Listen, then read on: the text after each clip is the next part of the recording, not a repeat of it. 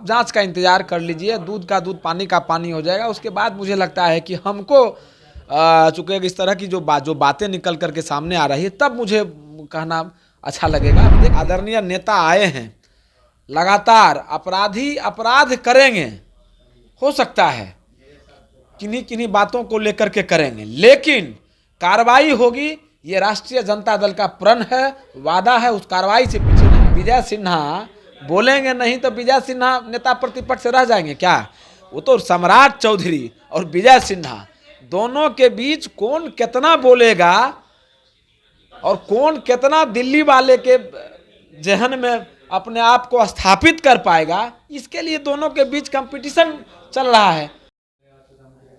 नमस्कार, मेरा नाम प्रिंस मिश्रा है और आप एक न्यूज़ 24 देख रहे हैं। अभी हम लोग जो है राजद के प्रदेश कार्यालय में उपस्थित हैं। हमारे साथ बातचीत करने के लिए डॉक्टर गोपाल कृष्ण कुमार चंदन है और किसान प्रकोष्ठ के प्रदेश अध्यक्ष। मैं उनसे जानूंगा कि जो अभी वर्तमान समय में जो सर डॉक्टर वृषण पटेल का जो वीडियो वायरल संबंधित जो मामला उद्भेदन हो रहा है, इस पर क्या लग रहा है आपको? नहीं, आप समझ लीजिए कि उनके उम्र को देखा जाए, कहीं से है लगता है कि इस उम्र में, और हम लोग सब लोग सारे लोग सार्वजनिक जीवन में है, तो कोई भी किसी प्रकार का लिंक भेजता है तो आप उसको देखने के लिए आतुरता रहती है कि किन विषयों का है, किन संदर्भों का है, किस पंचायत का है, किस जिले का है। प्रदेश स्तर के हमारे वरीय नेता रहे हैं तो जरूर देखेंगे, हम लोग सब लोग देखते हैं। तो अब उस देखने के क्रम में कौन क्या फ्रॉड जब कर रहा है, तो ये तो उन्होंने एफआईआर बाकायदा दर्ज करा दिया है, डीजी को उन्होंने कहा है, सारे लोगों को कहा है। तो ये भी एक तरह से अब तो पूरी जांच हो लेने दीजिए। अब तो उन्होंने बाकायदा, जो लोग अगर गलत होते कोई तो एफआईआर में क्यों जाते, सीधी सी बात है। अब तो खुद एफआईआर दर्ज करा है, अब अनुसंधान में जो बातें निकल करके सामने आएगी तो उसमें आप देखिए कहीं न कहीं हम लोगों को लगता है, लेकिन ये तो सिर्फ अभी एक लगता है, लेकिन जांच के पश्चात ये, लेकिन मेरा विश्वास है कि यह किसी न किसी रूप में ये विरोधियों का साजिश हमारे नेताओं को बदनाम करने को लेकर के रहा। साफ तौर पे एक बयान में कहा है कि एक महिला आई थी हमारे घर हमसे मिलने के लिए, उसके बाद महिला चली गई थी। उसके बाद 2 लड़कियां आई, उन्होंने जो है स्वयं जो है कपड़ा उतारने का जो है प्रयास करने लगी थी और उसके बाद जो है इस मामले को लेकर के जो है तूल पकड़ता चला गया और 50 से 55 लाख के आसपास उन्होंने फिरौती मांगा है। क्या लगता है कि इस तरीके का जो कार्य है कहीं ना कहीं छवि को धूमिल करने के लिए कहा गया, या मतलब इसमें कहीं ना कहीं जो है किसी राजनीतिक षड्यंत्र का? निश्चित रूप से आप जांच हो लेने दीजिए। हमको लगता है कहीं न कहीं से राजनीतिक साजिश है विरोधियों के द्वारा, लेकिन अभी तुरंत से कुछ कहा जाना मेरे द्वारा ये ठीक नहीं होगा। अभी जांच में मामला लंबित है, तो आप जांच का इंतजार कर लीजिए, दूध का दूध पानी का पानी हो जाएगा। उसके बाद मुझे लगता है कि हमको चूंकि इस तरह की जो बातें निकल करके सामने आ रही है, तब मुझे कहना अच्छा लगेगा। अभी देख लीजिए, जांच में जब खुद ही उन्होंने एफआईआर कराया है, वो इनकार कर रहे हैं, तो जांच में अगर इस तरह की होगी बातें।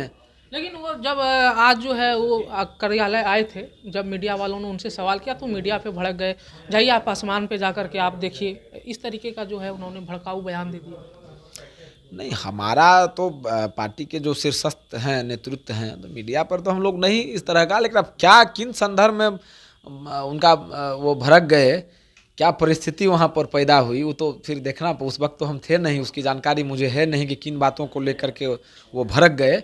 लेकिन हमको लगता है कि निश्चित रूप से इसमें जांच का इंतजार कर लेना चाहिए। इंतजार के पश्चात ही, जांच के पश्चात ही कुछ कहा जाना मेरे द्वारा उचित होगा। और दूसरा सवाल सर, बिहार से जुड़े रिलेटेड मैं सवाल ले लेता हूँ। लखीसराय के मामलों को लेकर के नेता प्रतिपक्ष विजय सिन्हा कह रहे हैं कि बिहार संभाल नहीं रहा है आप लोगों से, बिहार को आप लोग छोड़ दीजिए। मणिपुर कहाँ है, देश में है कि नहीं है? बिहार कहाँ है, देश में है ना। तो नरेंद्र मोदी के लिए क्या होता है, इनका अपने सहूलियत के हिसाब से परिभाषा गढ़ते हैं क्या नेता प्रतिपक्ष? भाई सहूलियत के हिसाब से गढ़ते हैं। देश संभल रहा है नरेंद्र मोदी से, इतनी शर्मसार स्थिति है, उसको भूल गए हैं क्या? किस प्रकार से महिलाओं के साथ अराजकता की स्थिति हुई, ये आप लोगों से, किन्हीं लोगों से छिपी हुई थी। ये लोग मानसिक दिवालियेपन का शिकार है, आंकड़ों में हेरा फेरी करने के आदतन लाचार भारतीय जनता पार्टी के लोग रहे हैं, जिसमें क्या नाम है नेता प्रतिपक्ष, उसे अलग है, उसी सूची के लोग हैं, उसी कक्षा में पढ़े, उसी आरएसएस के लोग हैं, सारे लोग हैं, समाज को बांटना, समाज को तोड़ना, समाज में भ्रम की स्थिति पैदा करना, कोई कोई कोई वादे अभी तक किसी प्रकार का पूरा कर पाए हैं क्या? लगातार इनके इनके ये जब सत्ता में थे तो क्या था? ये लगातार जब थे, आप उस वक्त का देख लीजिए। आप हमारे जब से नेता तेजस्वी यादव जी आए हैं, अब रोजगार का बता रहे इतना अभी इससे पहले सरकारें नहीं थी क्या? बिहार में जब हम लोग सरकार में नहीं थे तब भी सरकारें थी कि नहीं थी? हमको बताइए, कहाँ रोजगार दिया जा रहा था?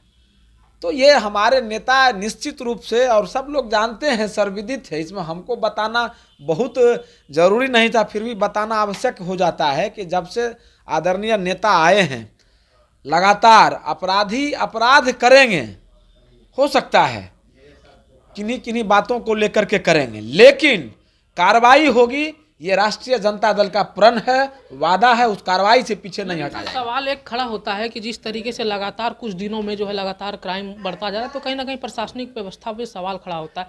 तो कहीं ना कहीं सचमुच क्या लग रहा है कि प्रशासनिक व्यवस्था में कहीं ना कहीं फेल्योर है?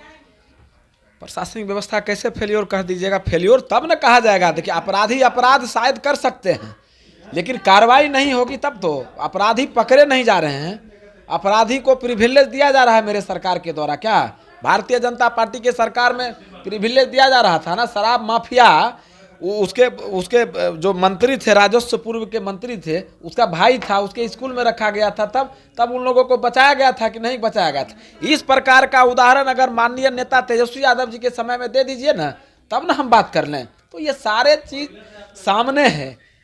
प्रमाण को, प्रत्यक्ष को प्रमाण की आवश्यकता है क्या? तो ये दोहरे मापदंड वाले लोग हैं और दोहरे चरित्र के लोग रहे हैं। लोगों को, आम लोगों को दिग्भ्रमित कर, हमको यह बताया जाए कि पुलिस किसको बचा रही है? अपराधी को बचा रहे हैं क्या पुलिस?